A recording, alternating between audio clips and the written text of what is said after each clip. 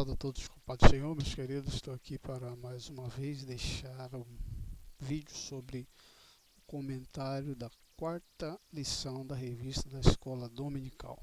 Como disse para vocês, eu estarei comentando aqui a revista, porque nós ainda não estamos tendo as nossas EBD presencial. Então nós estamos fazendo aqui o comentário de todas as lições. Está no meu canal. Você que não se inscreveu pode fazer a sua inscrição, dar um like, um joinha, compartilhar para que mais pessoas possam ter o acesso e acompanhar as revistas da escola dominical, as lições, para que não perca o assunto, porque o conteúdo é muito valioso. Nós estamos falando sobre os princípios divinos em tempo de crise. E hoje, nesta lição, estaremos falando sobre a construção do templo enfrentou oposição. Você que tem a sua revista pode estar acompanhando aí, estaremos lendo aqui a leitura bíblica em classe que se encontra em Êxodo 4, versículos 7, 8, 9, 7, 9 e 11 ao 13, e o 15, 16, 21 e 24. Êxodo 4 e o 7 diz assim: Nos dias de Artaxerxes escreveu Bislão, Mitredade, Tabel e os outros da sua companhia Artaxerxes, rei da Pérsia. E a carta estava escrita em caracteres aramaicos e na língua siríaca. Então escreveu Reum, o chanceler, e Sinzai, o escrivão, e os outros da sua companhia, Dinaitas e Arfasaquitas, Tarpelitas, Arfacitas, Arquevitas, Babilônios, Susanquitas, Deavitas e Elamitas. Este, pois, é o teor da carta que o rei Artaxerxes lhe mandava. Teus servos, os homens da quem ouviu em tal tempo, saiba o rei que os judeus que subiram de ti tiveram a Jerusalém e edificam aquela casa rebelde e malvada cidade, e vão restaurando seus muros, reparando os seus fundamentos. Agora saiba o rei que, se aquela cidade se reedificar e os muros se restaurarem, eles não pagarão os direitos, os tributos e as rendas, e assim se danificará a fazenda dos reis, para que se busque no livro das crônicas de teus pais, e então achará no livro das crônicas e saberá que aquela foi uma cidade rebelde e danosa aos reis das províncias, e que nela houve rebelião em tempos antigos, pelo que foi aquela cidade destruída. Nós, pois, fazemos notório ao rei que, se aquela cidade se reedificar e os seus muros se restaurarem, desta maneira não terás porção alguma desta banda do rio. Agora, pois, dai ordem para que aqueles homens parem, a fim de que não se edifique aquela cidade, até que se dê uma ordem por mim. Aguardai-vos que cometerdes o erro nisso, porque cresceria o dano para prejuízo dos reis. Então, depois da cópia da carta do rei Artaxerxes, se leu perante Reum e Sinzai, o escrivão, e seus companheiros. Apressadamente foram eles a Jerusalém, aos judeus, e a impediram a força de braço com violência. Então cessou a obra da casa de Deus, que estava em Jerusalém, e cessou até ao segundo reinado do rei de Dário, o rei da Pérsia. Então nós vamos ver aqui a situação de que o povo voltou do cativeiro e começaram a edificação da cidade. Mas aqui nós vemos uma história de que foi mandada uma carta para o rei, dando este relato de que o povo era rebelde e antes, há tempos atrás, esse povo, eles não pagaram os tributos, porque eles, quando tinham a casa edificada, não estavam pagando os tributos como deveria. Então, o rei recebe esta carta, este comentário, e manda que alguns dos seus comandantes vão lá e à força do braço impedem o povo de continuar a construção da cidade. Vamos para a introdução, que aí ela vai trazer para nós mais uma clareza. Diz assim a introdução. Olha só, o altar havia sido restaurado, a festa dos tabernáculos celebrada, o holocausto contínuo estava sendo oferecido cada dia, conforme o rito. A vida espiritual dos judeus já haviam retornado do cativeiro. Seguiam o que estava prescrito na lei de Moisés. Somente esperavam um momento para iniciar a reedificação do templo. Então eles já estavam dando continuidade como antes, mas o templo ainda não estava edificado. Eles fizeram ali uma forma para que mesmo sem o templo edificado, eles já estavam oferecendo sacrifício, fazendo tipo uma reinauguração para dar o pontapé inicial. O primeiro tópico diz assim: os alicerces do templo são lançados. Depois que os materiais para a construção do templo chegaram, segundo a concessão feita pelo rei Ciro da Pérsia, Zorobabel e os que haviam voltado do cativeiro lançaram os alicerces do templo. Todos apresentavam muita animação para o trabalho. Então eles já lançaram, fizeram o alicerce do templo, o projeto do templo, e eles estavam animados para agora continuarem. Com o alicerce já estruturado, eles estavam animados para levantarem então a obra. O lançamento dos alicerces foi celebrado com uma solenidade. Os sacerdotes já paramentados e com trombetas, e os levitas, filhos de Asaf, com saltério, para louvarem ao Senhor, conforme a instituição de Davi, rei de Israel. Todos que assistiram ao lançamento dos alicerces expressaram seu sentimento com tão grande júbilo que as suas vozes se ouviram de muito longe.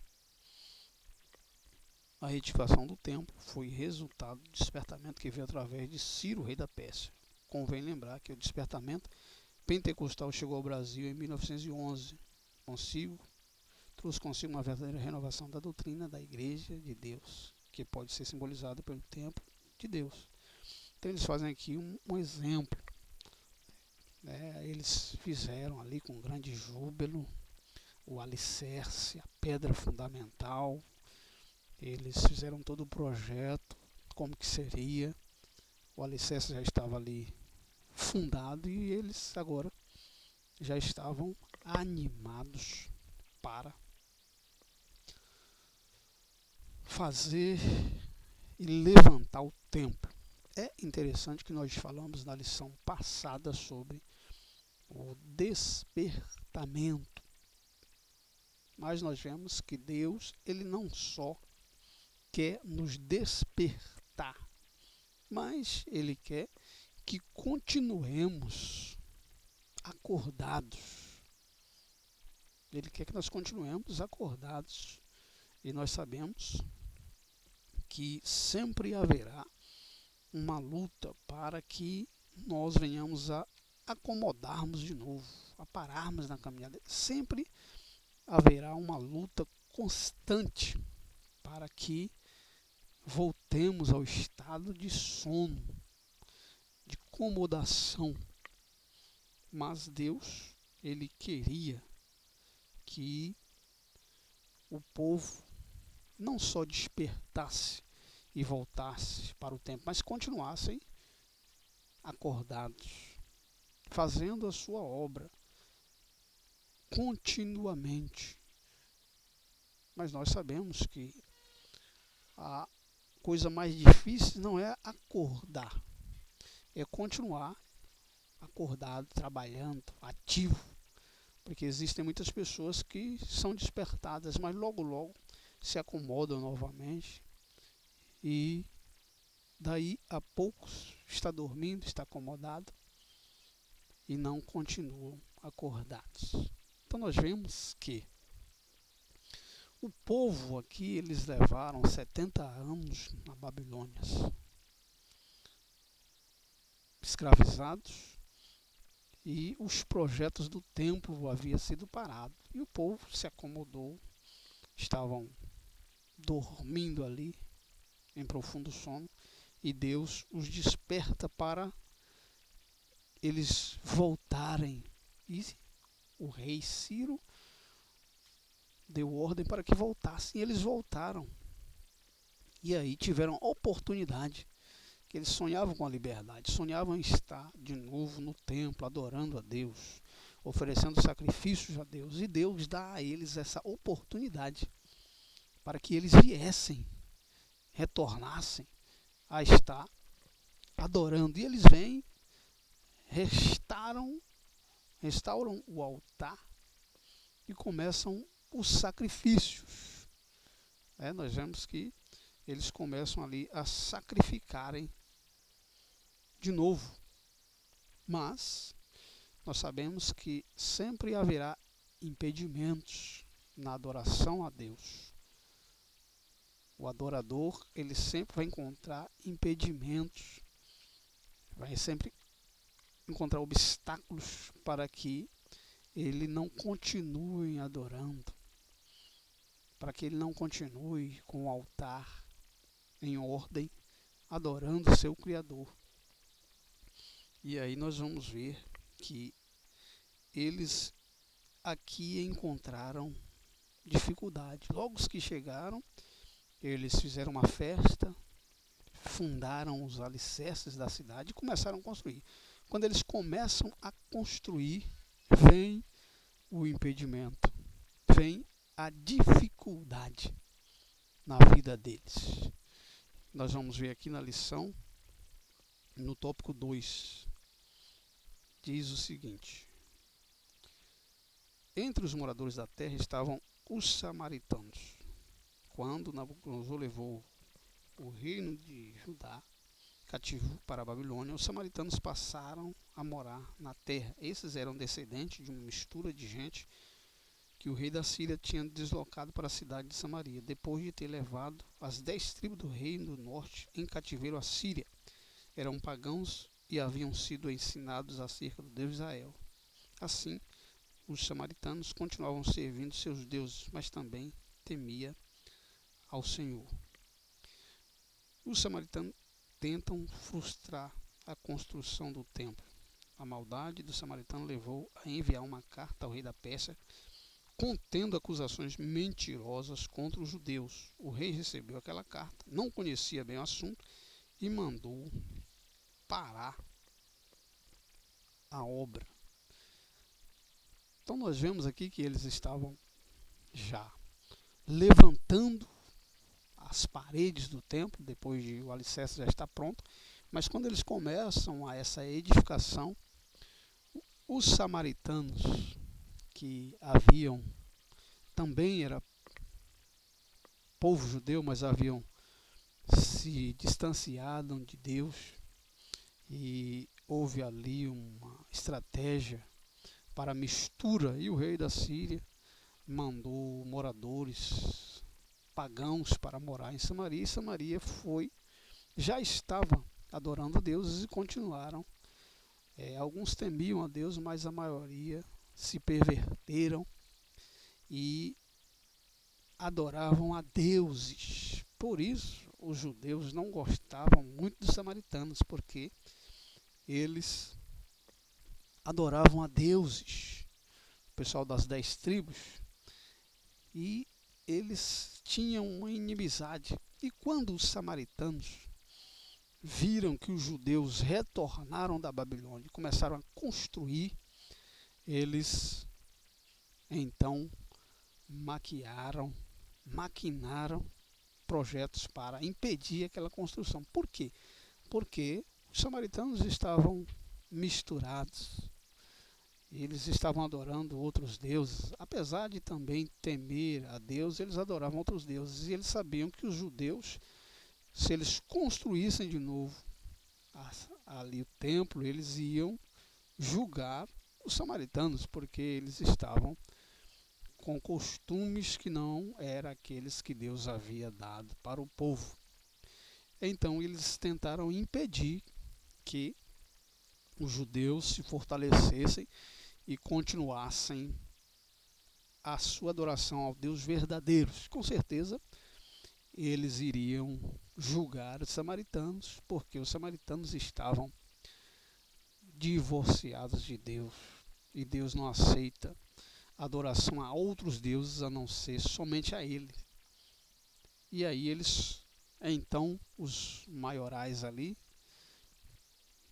que moravam em Samaria, mandaram cartas para o rei, e ao chegar ao rei a carta com aquela falácia, o rei não examinou muito bem do que se tratava, e aí mandou impedir a obra, mandou alguns dos seus comandantes de confiança ir lá e a força do braço impedirem que a obra continuasse. Porque às vezes nós sabemos que existem aí os nossos líderes, e é muita coisa que chega para eles, e às vezes não se tem muito tempo de examinar do que se trata, e aí acaba tomando atitudes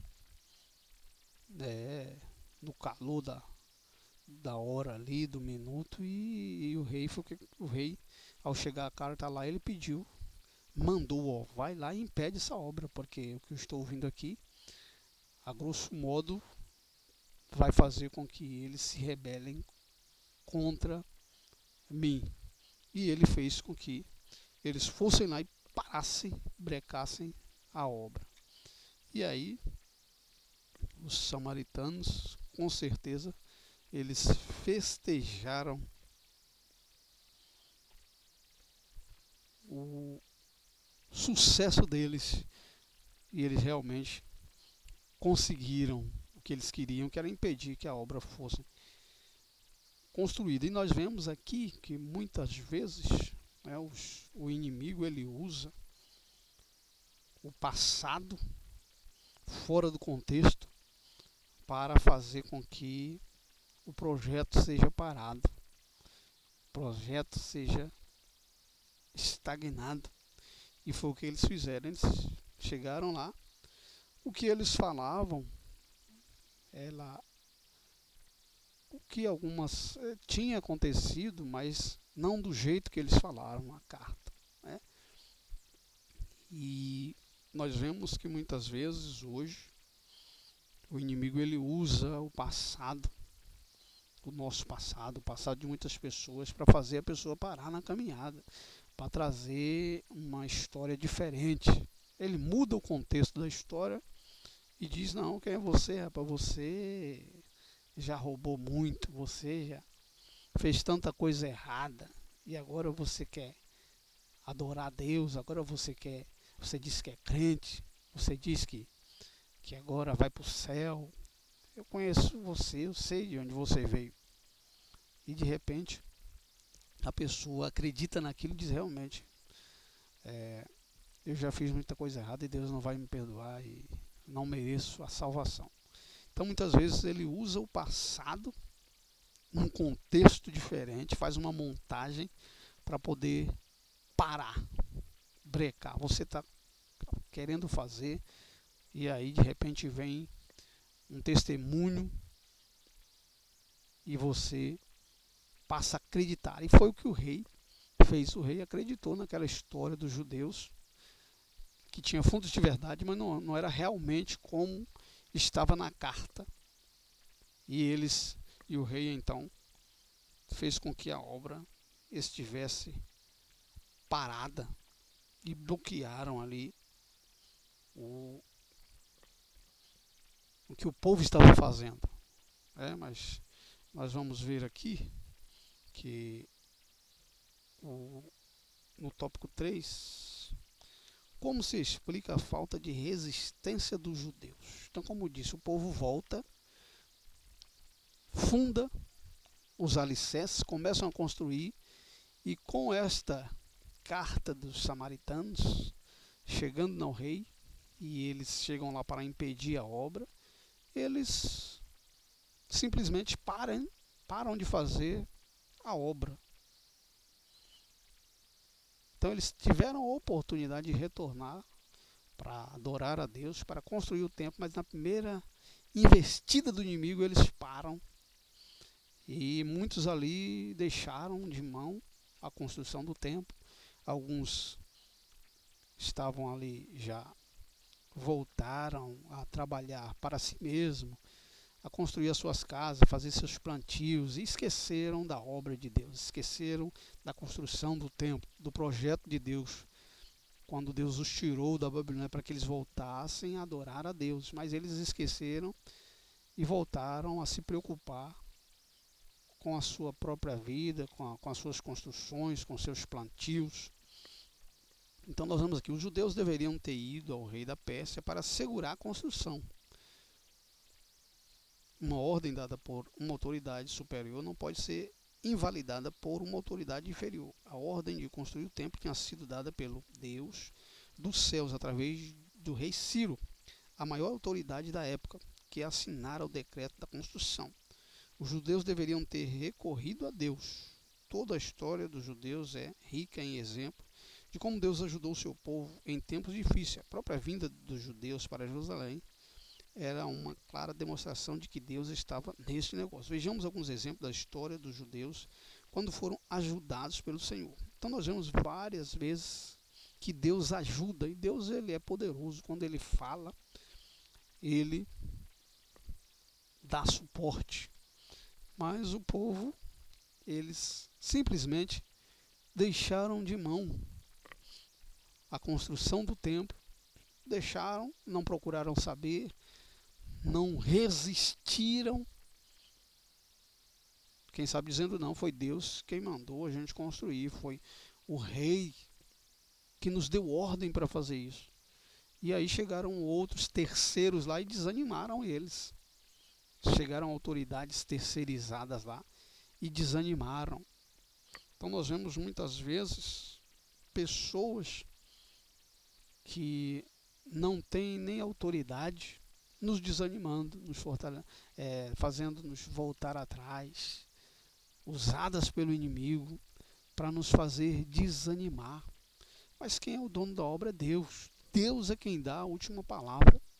Se Deus falou que é para fazer, se Deus falou que tem projeto, ninguém pode chegar e nos desanimar. Terceiros, pessoas, não podem desanimar o projeto de Deus, não podem desativar, não pode revogar aquilo que Deus escreveu. Ele que é o dono da obra, mas os judeus, simplesmente, eles foram vencidos pela resistência dos samaritanos, pela resistência dos problemas, pela resistência das dificuldades.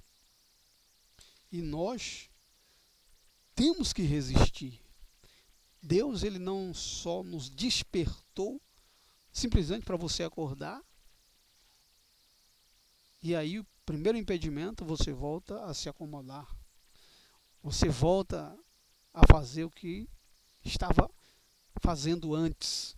Lembramos que sempre acontece isso na vida do ser humano. Por isso nós precisamos policiar, porque há uma resistência muito grande para que voltemos a fazer o que fazíamos antes e esquecemos do projeto de Deus. Lembro do acontecimento com os discípulos, com Pedro, quando Jesus morre, e Jesus havia dito que ao terceiro dia ele ressuscitaria. Mas Jesus morreu e eles ficaram ali desesperados e voltaram a pescar. Estavam de novo com as redes, pescando. Desanimaram, estavam ali desesperados e retornaram ao que faziam no passado. Mas Jesus, quando eles estão lá pescando, Jesus vai ao encontro deles, porque o projeto de Deus não era que eles retornassem a pescar peixe, mas que fossem pescadores de homens. Então Jesus vai até eles para que fique bem claro isso. E Jesus, ao encontrá-los, fala do projeto que ele tinha, da igreja, quando ele diz: tu és Pedro, sobre esta pedra edificarei a minha igreja, e as portas do inferno não prevalecerão contra ela. Então Jesus, ele estava dizendo: vocês precisam ser resistentes, precisam resistir a tudo, as dificuldades, a perseguição. Não vos deixarei órfãos, estarei convosco até os confins da terra. Então nós, se não tivermos cuidado, nós somos vencidos pelas resistências.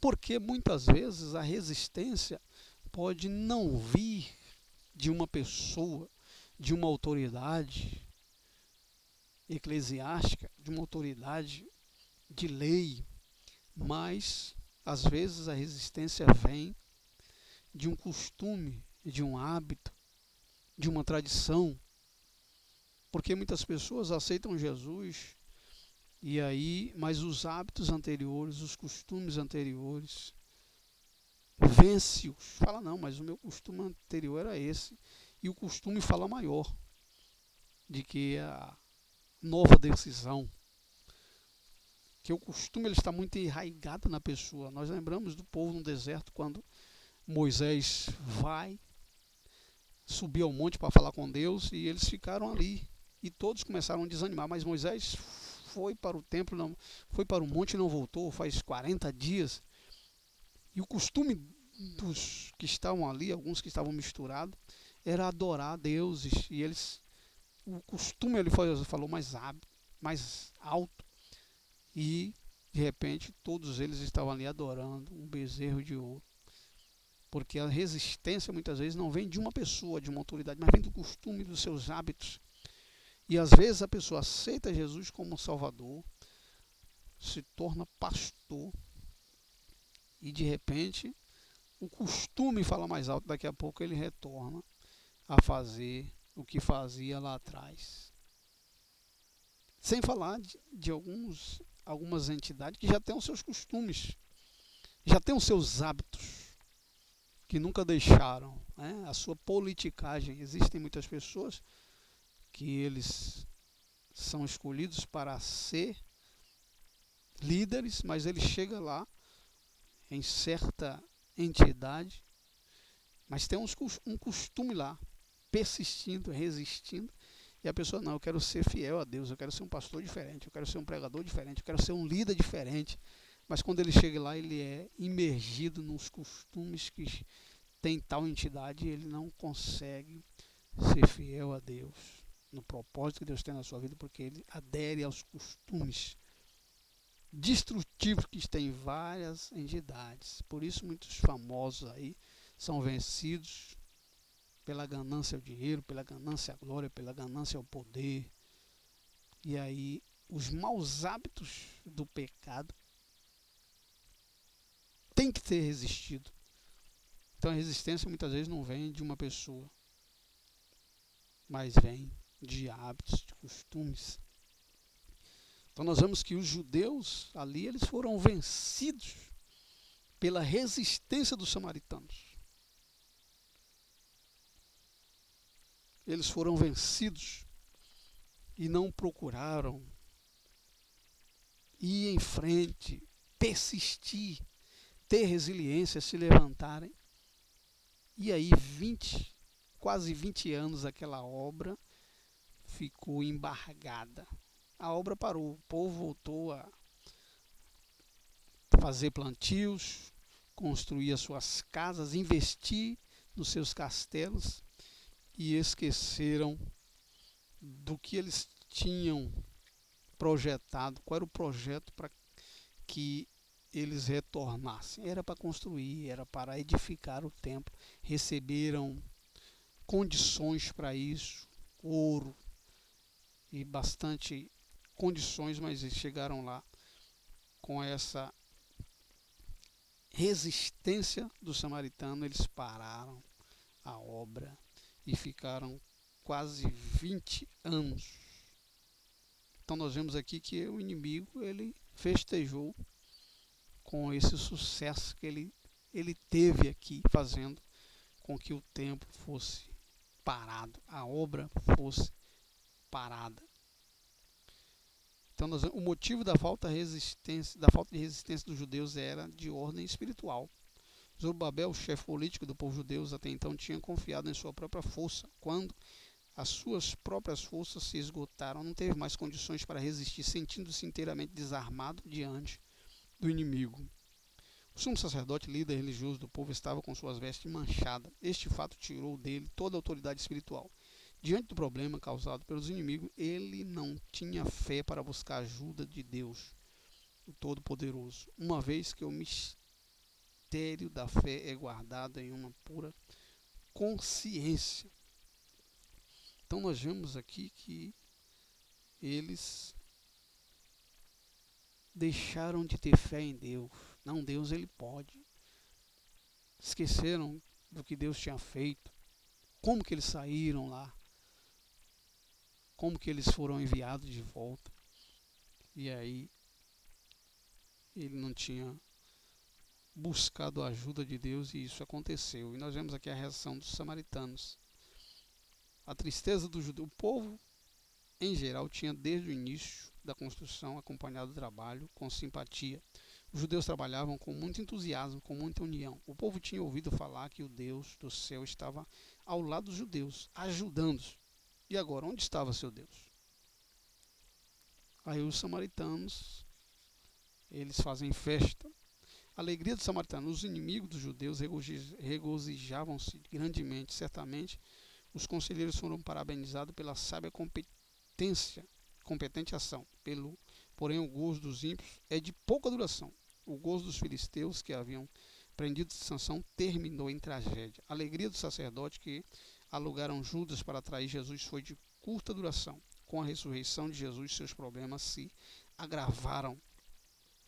O desânimo dos judeus. Os judeus que tinham voltado do cativeiro para construir o templo sentiram-se humilhados, tristes, mas passado algum tempo acomodaram-se com a situação e não lutaram contra a continuação do templo. Deixaram-se de dominar pelo desânimo. O desânimo é uma das mais eficazes armas usadas por Satanás contra os crentes. Lutemos contra o desânimo em nome de Jesus. Alguns conformaram-se, pensando que talvez não era a vontade de Deus construir o templo. Outros aproveitaram a interrupção da obra para dedicar-se às suas casas próprias. Outros chegaram a faltar com suas obrigações espirituais, deixando de contribuir para a casa de Deus. Talvez alguns judeus sinceros estivessem tristes e buscassem a Deus em oração, pedindo solução para a dificuldade, de modo que o templo pudesse continuar construídos. Então, nessa hora vem muitas dúvidas, muitas dificuldades, mas todos nós sabemos que enquanto nós estivermos aqui, o inimigo vai lutar. Não quer ver o nosso sucesso, não quer ver nossa prosperidade, não nos quer ver adorando a Deus. Nós vemos muitas pessoas que aceitaram Jesus como Salvador, mas o inimigo, com suas falácias, conseguem desanimá-la, dizendo: não, você fazia tanta coisa errada, você não é merecedor, você não vai conseguir. E algumas desistem, param na caminhada. Mas deixa eu dizer para você uma coisa: o projeto que Deus tem, quando Deus projeta, Ele é fiel para cumprir. Ele dá condição, Ele dá para você a força necessária para você vencer, para você ser próspero e vitorioso. Mas você não pode somente despertar e voltar a dormir. Você tem que continuar acordado, policiando todos os dias, buscando forças em Deus, porque foi Ele quem chamou, foi Ele é o dono da obra. Lembro-me de Elias, quando ele está fugindo de Jezabel, e ele estava tão atribulado, tão preocupado, e passou a desanimar, dá lugar para o ânimo. E ele estava tão desanimado que ele chegou debaixo de um pé de zimbro e entrou num profundo sono. E a Bíblia diz que Deus ele envia um anjo do céu para alimentar o profeta, despertá-lo do sono e alimentar. E Elias então é despertado do sono, se alimenta, mas logo logo ele volta a dormir novamente. Então outra vez o anjo assa o pão, desperta Elias e fala: rapaz, levanta e come, porque muito comprido é a sua caminhada.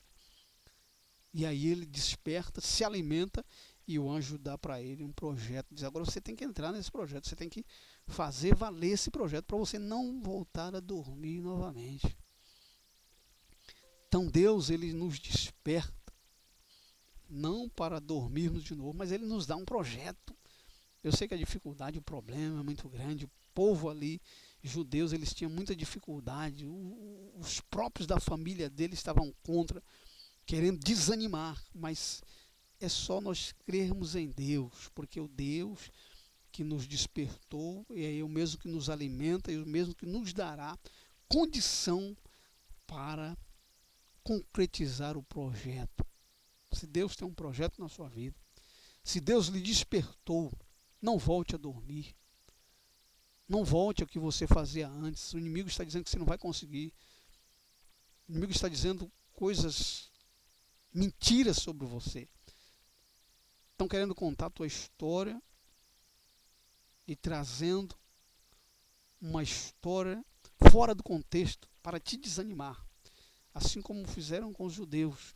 Mas não te desanime, o Deus que te chamou é fiel para cumprir. Desperta, mas não volte a dormir. Para não voltar a dormir, você precisa estar policiando, se alimentando e com certeza aquilo que Deus projetou para mim, para você. Se nós continuarmos acordados, nos alimentando dele, cumpriremos o projeto que ele tem na nossa vida. Na próxima lição, nós vamos ver o desfecho do que aconteceu nessa história, mas a lição e o exemplo que eu tomo para mim e para você nesta lição que nós lemos de número 4 é que nós não podemos voltar a dormir, a se acomodar. Mas Deus nos despertou para continuarmos acordados, porque se estivermos acordados, Deus nos dará condição para concretizar o seu projeto. Que Jesus em Cristo te abençoe e te guarde. Que o projeto que Deus tem na sua vida seja concretizado, porque Ele te dará condição para você fazer a sua obra e ter sucesso nela. Até a próxima lição. Que Jesus em Cristo te abençoe e te guarde.